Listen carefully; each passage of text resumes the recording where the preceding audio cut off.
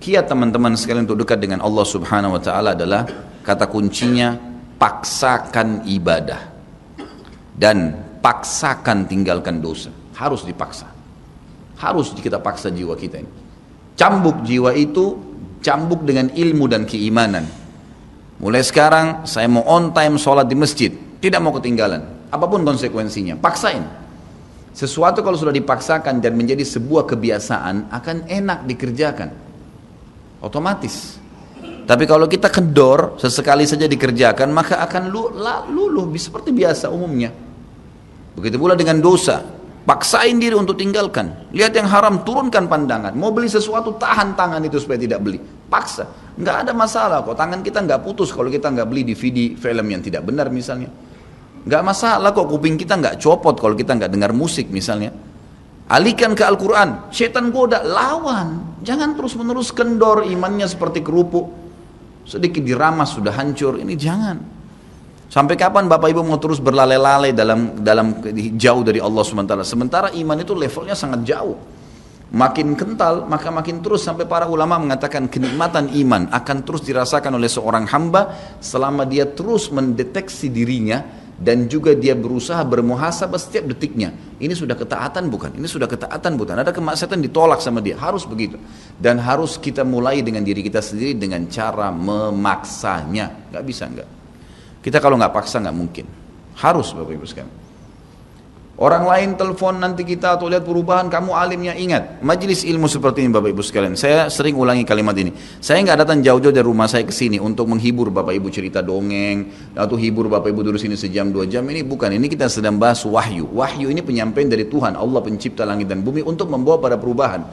Kalau Anda hadir di majelis ilmu dan Anda pulang setelahnya terasa, ya kenapa ya, saya kayak merasa ada beban nih, kayak saya merasa bersalah, kadang-kadang kita menangis. Itu semua peringatan dari Allah Subhanahu wa taala. Ambil, oh ini berarti kebaikan, itu kebaikan.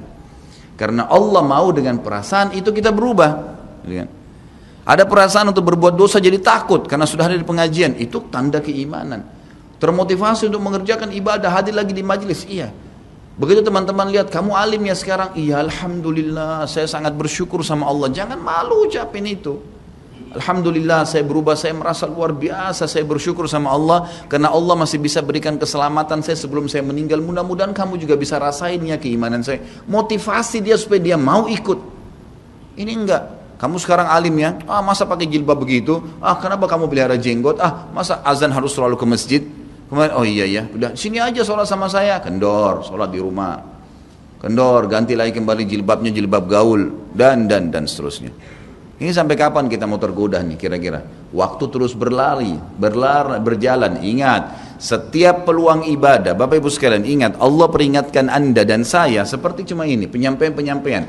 Dan kita yang mengubah diri kita. Tidak mungkin saya mengontrol Anda satu-satu di rumah Anda, atau tidak mungkin Allah Subhanahu wa taala menurunkan tangan dari langit. Tetapi Allah Subhanahu wa taala memberikan kepada kita penyampaian dan berikan hati nurani untuk bisa menyentuh hati nurani kita agar kita melakukan, ya, mengerjakannya. Harusnya begitu. Jangan pernah malu untuk berubah menjadi orang lebih baik. Yang malu itu kalau kita menjadi orang lebih buruk.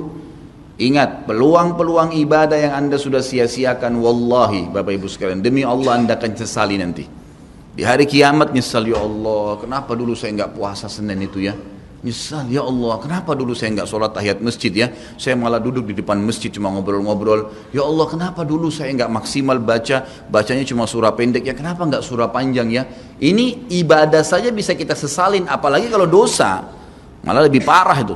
Menyesalnya luar biasa, tapi enggak ada gunanya.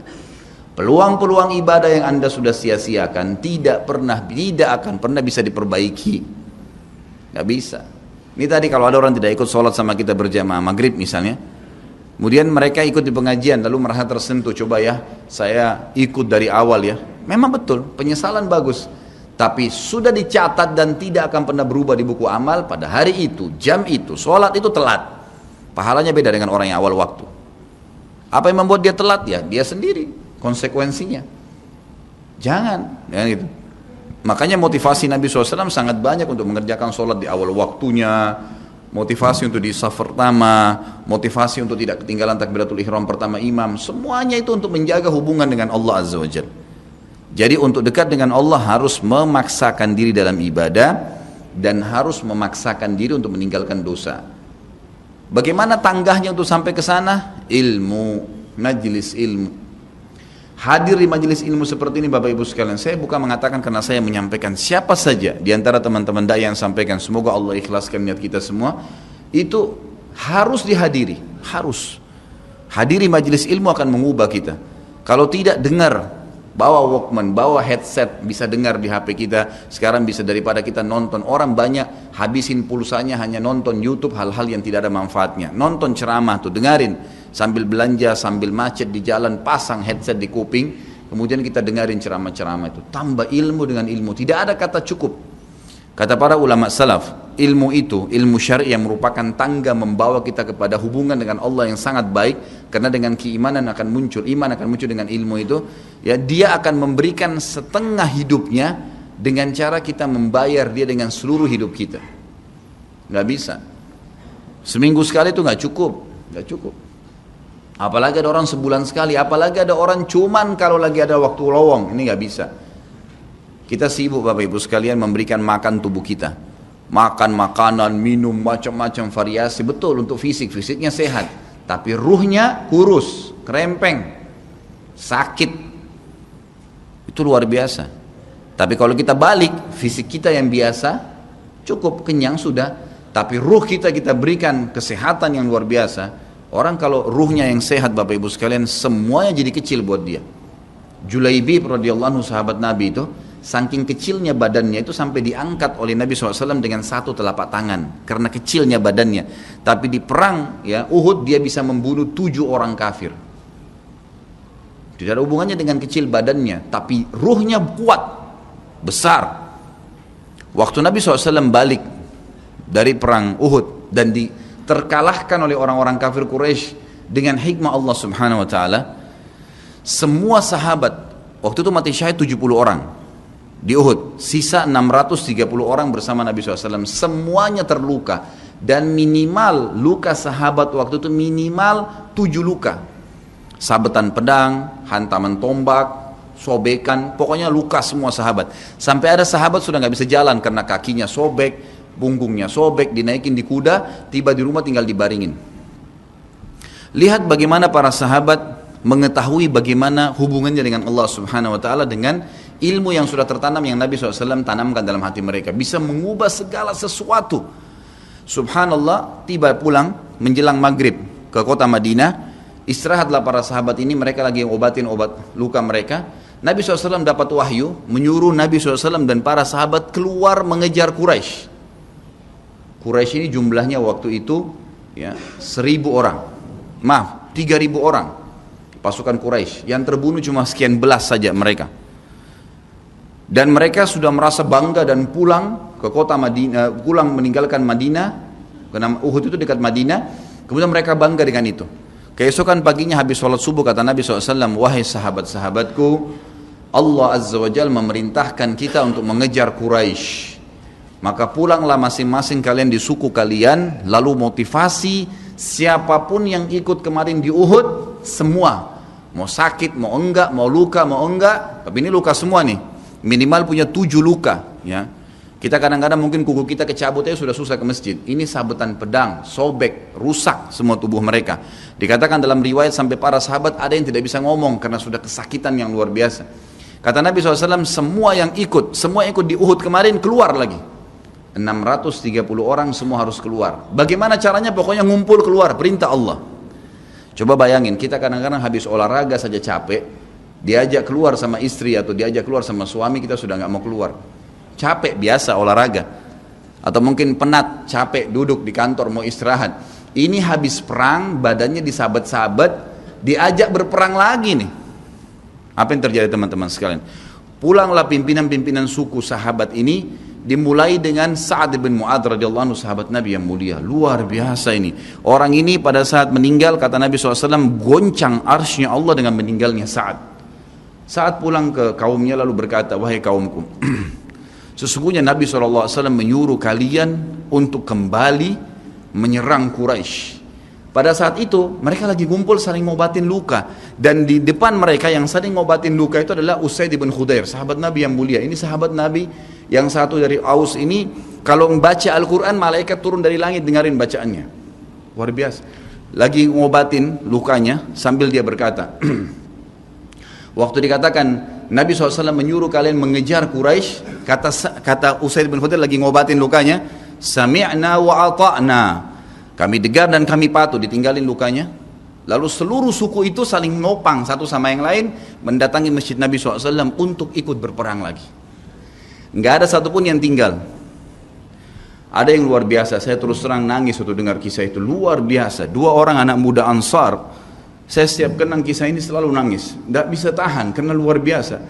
Anak 2 orang ini belasan tahun umurnya, dan dua-duanya nggak bisa jalan, Bapak Ibu sekalian, nggak bisa jalan. Luar biasa. Sudah sobek kakinya, sobek punggungnya, bahkan dikatakan di bagian leher ada irisan, di bagian lehernya ada irisan, gitu kan. Kesakitan. Dua-dua ini diturunkan dari kuda, ditidurkan, adik kakak nih. Tapi saya tidak ingat, namanya tidak disebutkan dalam kisah, tapi ini kisah luar biasa. Dan kemarin kebetulan Imam Masjid Haram atau saya lagi umroh nyebutin kisah itu juga. Hampir satu masjid orang menangis mendengarkan kisahnya. Dia mengatakan, waktu sampai ke telinga adik kakak ini umurnya belasan tahun ya, di bawah 20 tahun. Kalau Nabi SAW memanggil seluruh yang hadir di Uhud untuk kembali berperang. Ini mereka nggak bisa jalan nih. Si kakak bilang sama adiknya, kita nggak bisa tinggal di sini nih. Rasulullah SAW sudah memanggil kita untuk menjawab panggilan Allah. Kata adiknya, bagaimana caranya kita merangkak? Bagaimana caranya kita ke sana? Nggak ada yang bisa nopang. Ini berdua lagi sakit. Mereka cuma tinggal sama ibunya. Lalu berkata si kakak, sekali saya seret kamu, sekali kamu seret saya. Mereka saling seret satu sama yang lain, Bapak Ibu sekalian, sampai di hadapan masjid Nabi SAW. Lihat bagaimana iman mereka kepada Allah Subhanahu Wa Taala, luar biasa. Dan ini tidak bisa kecuali kalau dipaksakan. Kalau tidak dipaksakan nggak bisa. Semoga Allah Subhanahu Wa Taala jadikan kita orang yang selalu memaksakan diri untuk ibadah. Karena kalau tidak, kita nggak paksakan, kita akan mati dalam keadaan konyol dan menyesal, karena tingkatan-tingkatan di surga akan hilang. Percuma. Baik, saya bacakan pasal kedua. Adab terhadap Allah Subhanahu wa taala. Seorang muslim hendaknya melihat segala sesuatu yang telah diberikan Allah kepadanya dengan tiada terhingga, yakni berupa kenikmatan yang tak terhitung. Terlindungnya dia pada saat menempel di dalam rahim ibunya, ketika berupa nutfah atau air mani, menentukan perjalanan hidupnya hingga hari bertemu dengan Rabbnya Allah Azza wa Jal. Hendaknya ia bersyukur kepada Allah atas nikmat itu dengan lisannya, yakni memuji dan menyanjung Allah secara semestinya. Juga bersyukur kepada Allah dengan anggota badan, dengan cara menggunakannya di dalam ketaatan kepada Allah Subhanahu wa taala.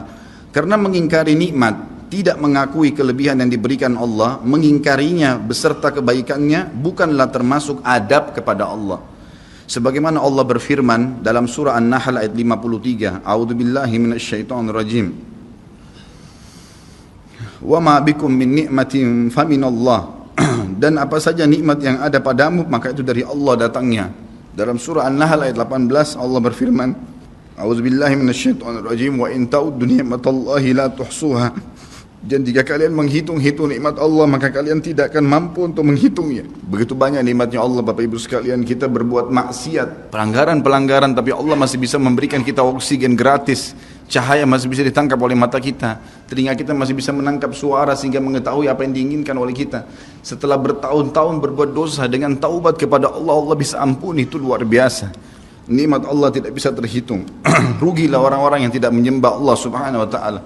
Dan kalau seandainya, kata Ibnu Taimiyah rahimahullah, orang-orang yang bermaksiat kepada Allah itu tahu bagaimana nikmatnya keimanan yang ada dalam hati kami ini, sehingga kami bisa menangis dan kami bisa merasakan dekatnya dengan Allah, bahkan merindukan surga dan selalu merasa diri jauh dari neraka, maka niscaya mereka akan membelah dada-dada kami dan mengambil keimanan itu, karena mereka tidak akan pernah merasakannya. Keimanan akan membuat makanan sederhana menjadi mewah, tidur di tempat yang biasa akan menjadi nyaman, bahkan cobaan seberat apapun menjadi kecil buat kita karena keimanan kepada Allah Subhanahu wa taala. Dan itu sebuah nikmat. Itu hanya bisa dirasakan kalau kita betul-betul memaksakan diri beribadah kepada Allah Subhanahu wa taala. Allah berfirman dalam surah Al-Baqarah 152 dari selanjutnya, A'udzubillahi minasyaitonirrajim. Fadhkuruni azkurkum washkuruli wala takfurun. Ingatlah selalu aku, kata Allah. Selalulah berzikir, selalulah patuh, selalulah kerjakan ketaatan-ketaatan. Nikmatilah yang halal, jauhilah yang dilarang. Maka aku akan ingat kepada kalian. Bayangkan kalau seorang presiden mengingat kita, bagaimana bangganya kita disebut-sebut nama kita di hadapan orang-orang yang di sekitarnya. Bagaimana dengan Allah pencipta langit dan bumi yang mengingat kita. Dan bersyukurlah kepadaku dan jangan kalian mengingkari nikmat-nikmatku. Oleh karena itu, tidaklah beradab jika seseorang lari kepada sesuatu yang tidak memiliki tempat pelarian, bersandar kepada yang tidak memiliki kemampuan apapun, serta bertawakal kepada yang tidak mempunyai daya dan kekuatan. Allah subhanahu wa ta'ala berfirman dalam surah Hud ayat 56, A'udzu billahi minasyaitonir rajim, ma min dabbatin illa huwa akhidun binasiyatiha. Tidak ada sesuatu atau tidak ada suatu binatang pun melainkan dialah yang memegang ubun-ubunnya. Allah subhanahu wa ta'ala memegang semuanya. Harimau pun yang buas. Demi Allah Bapak Ibu sekalian, kalau anda minta kepada Allah, tidak akan bisa menerkam anda. Pasti itu. Api pun tidak membakar Nabi Ibrahim alaihissalam karena memohon kepada Tuhannya api itu. Semuanya bisa berubah dengan hubungan kepada Allah subhanahu wa ta'ala. Ini kekuatan yang luar biasa ini. Seseorang kan sangat tenang hidup dimanapun asal dia jaga hubungannya dengan Allah subhanahu wa ta'ala. Dalam surah Zariyat ayat 50 Allah subhanahu wa ta'ala berfirman, A'udzu billahi minasyaitonir rajim, fafirru ilallah inni lakum minhu nadhirun mubin. Bersegeralah kalian kembali kepada Allah, taatilah Allah. Sesungguhnya aku sebagai pemberi peringatan yang nyata dari Allah subhanahu wa ta'ala kepada kalian. Nabi SAW mengingatkan orang-orang Mekah pada saat mau turun ayat ini. Beliau mengatakan, wahai orang-orang Quraisy, apakah kalau saya mengatakan bahwasanya di luar kota Mekah ini ada pasukan yang akan menyerang kalian, kalian akan percaya apa yang saya ucapkan? Kata orang-orang Quraisy, tentu saja hai Muhammad, karena kami tidak pernah dengar kamu bohong sekalipun seumur hidupmu. Maka Nabi SAW segera menunggangi keadaan tersebut, mengatakan, wahai Quraisy, ketahuilah sesungguhnya saya utusan Allah dan di belakang saya ini ada azab yang menyedihkan. Jangan sampai kalian kufur. Jadi Nabi SAW sudah mengingatkan, ikutin ini, nikmatin apa yang diperintahkan, apa yang dihalalkan, jauh yang dilarang, kalian akan bahagia. Hanya itu saja perintah dari Allah Subhanahu Wa Taala. Nabi SAW sudah mengingatkan orang-orang Quraisy dan juga jadi pelajaran buat kita. Juga dalam firman-Nya surah Al-Maidah ayat 23, A'udzu billahi minasyaitonir rajim wa 'alallahi fatawakkalu in kuntum mu'minin. Dan hanya kepada Allah lah kalian harus bertawakal, mengembalikan semua urusan jika kalian benar-benar orang yang beriman.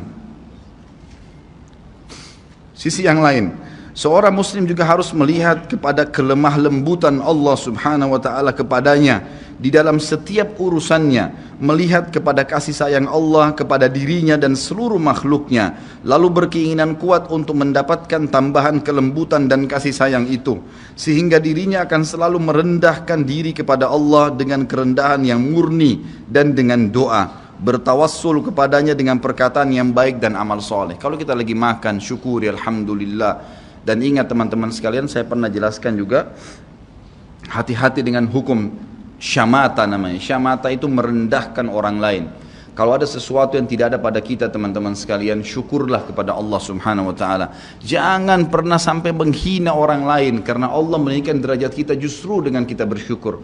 Kata Nabi SAW, kalau kalian lihat aib pada diri seseorang, ucapkanlah alhamdulillahilladzi afani mimma btala bihi wa faddalani ala katsiri mimma khalaqa tafdila. Segala puji bagi Allah yang telah menyelamatkan saya dari apa yang dicobakan kepada orang ini dan mendahulukan saya dengan kelebihan yang banyak dari makhluk-makhluk yang lain. Kita harus seperti itu, jangan syamata. Kata Umar radhiyallahu anhu, apa itu syamata seperti ini? Umar bin Khattab berkata, aku khawatir kalau ada seorang wanita hamil lewat di depanku karena perutnya besar, lalu aku berkata dalam diriku, kenapa ya perutnya seperti itu? Maka Allah menghukumku dengan membuatku hamil. Sampai begitu mereka mengatakan, dan berhati-hati sekali dengan kelemah lembutan Allah subhanahu wa ta'ala.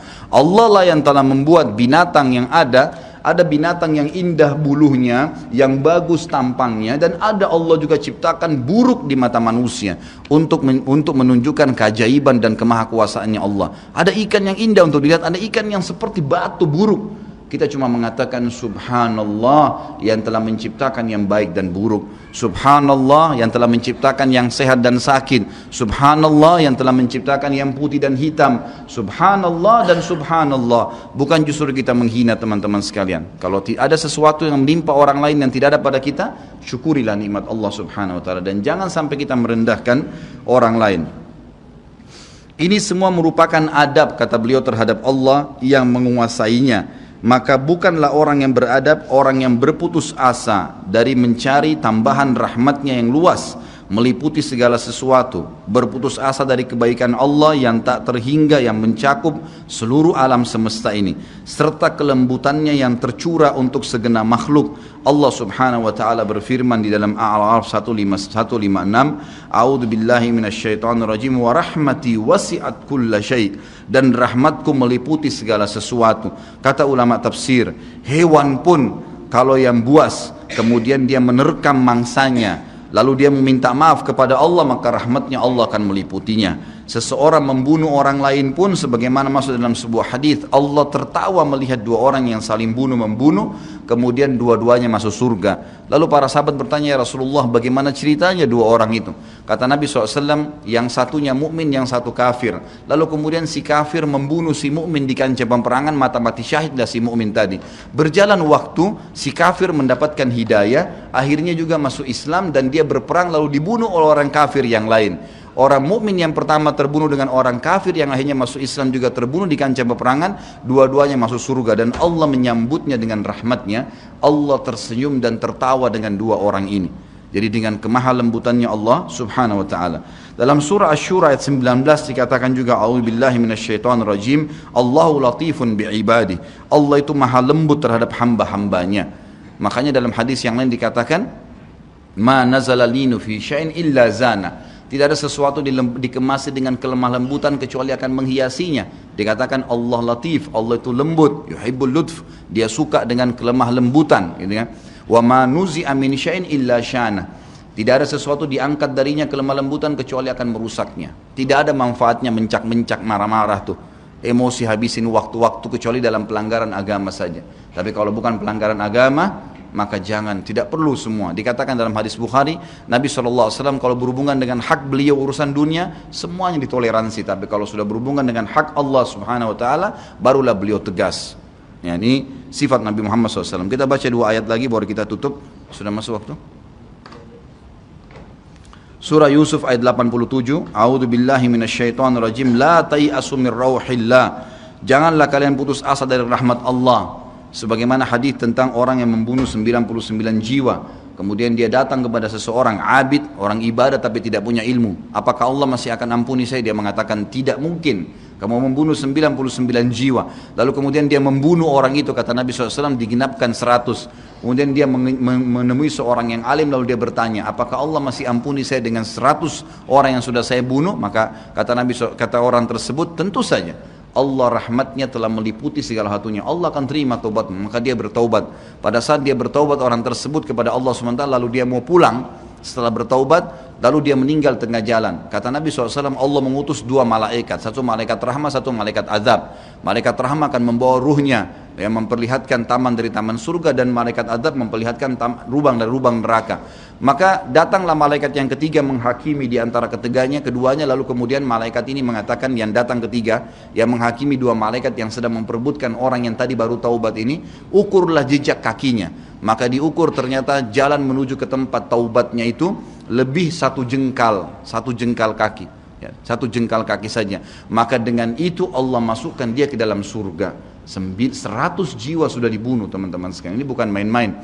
Dosa yang sangat besar, tapi rahmat Allah sangat luas. Az-Zumar ayat 53 kata Allah subhanahu wa ta'ala juga, A'udzu billahi minasyaitonir rajim, wa la taqnatu min rahmatillah. Jangan pernah putus asa dari rahmat Allah subhanahu wa ta'ala. Paragraf terakhir yang saya bacakan, nanti insya Allah kita lanjutkan setelah sholat ba'diyah isya. Seorang muslim harus melihat bagaimana dahsyatnya siksaan Rabbnya. Allah SWT maha lembut, tapi jangan lupa Allah azabnya sangat pedih. Seorang muslim harus melihat bagaimana dahsyatnya siksaan Rabbnya, kerasnya azab dan kecepatan hisabnya. Kalau datang seketika, gitu kan? Dan tidak ada yang bisa bendung, sehingga dia bertakwa atau takut kepadanya, menjaga diri terhadapnya, serta meninggalkan segala kemaksiatan. Maka ini pun merupakan bentuk adab kepada Allah, sehingga tidaklah seseorang itu beradab menurut orang-orang yang berakal apabila ia menentang Allah dan berlaku aniaya atau zalim. Padahal ia seorang hamba yang lemah, namun justru menentang Rabb yang maha perkasa lagi maha kuasa, maha kuat lagi maha perkasa. Dan Allah berfirman dalam surah Ar-Ra'd ayat 11, A'udzu billahi minasyaitonir rajim, wa idza aradallahu biqaumin su'an fala maraddalah wa ma lahum min dunihi min wal. Dan apabila Allah menghendaki keburukan terhadap satu kaum, maka tidak akan pernah ada yang bisa menolaknya, dan sekali-kali tidak ada pelindung bagi mereka selain Dia. Kalau Allah sudah mau hancurkan, maka tidak akan pernah ada yang bisa membendung. Juga dikatakan dalam surah Al-Buruj ayat 12, A'udzu billahi minasyaitonir rajim, inna batsya rabbika lasyadid. Sesungguhnya azab Rabbmu benar-benar keras. Jadi teman-teman, jangan tantang Allah. Kalau Anda buat dosa, lindungi, tutupilah dan bertaubat kepada Allah. Jangan tantang, enggak mungkinlah masa Allah haramin, ya sudah diolok-olok orang yang berbuat ketaatan, ini berbahaya. Karena kalau datang azabnya Allah, Bapak Ibu sekalian, menyakitkan sekali, sangat luar biasa. Saya sarankan juga Anda bisa ya melihat di YouTube azab-azab Allah, itu akan banyak cuplikan yang orang-orang memang kena kutukan dari Allah Subhanahu wa taala. Bisa mudah-mudahan menambah iman kita. Ayat yang terakhir adalah surah Al-Imran ayat 4 yang bunyinya, A'udzu billahi minasyaitonir rajim, wallahu azizun dzuntiqam. Allah itu maha perkasa, maha mulia, dan Allah mempunyai balasan siksaan yang sangat keras. Ingat, Allah memang maha pengampun, tapi Allah juga dari sisi lain azabnya sangat keras. Maka harus hati-hati Bapak Ibu sekalian dalam menjaga hubungan dengan Allah Subhanahu wa taala. Nanti kita lanjutkan lagi dengan yang tersisa setelah salat ba'diyah insyaallah. Subhanakallahumma wa bihamdika asyhadu an la ilaha illallah astaghfirullah wa atubu ilaih. Wassalamualaikum warahmatullahi wabarakatuh.